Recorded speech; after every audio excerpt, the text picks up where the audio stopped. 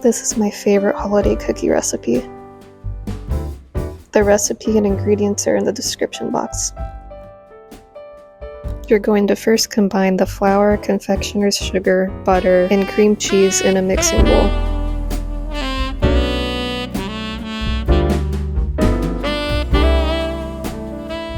And mix well. Add in the almond extract. After the dough is mixed well, you'll store it in the refrigerator for at least 1 hour, preferably 2. Once chilled, place flour on a sanitized surface and roll out your dough. Next, you can cut the dough into your preferred shape. Place it on a non-stick baking pan, and then bake in the oven at 375 degrees for 6 to 8 minutes.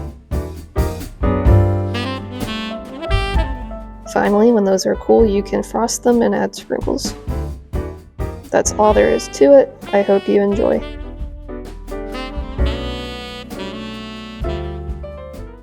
Thanks for watching.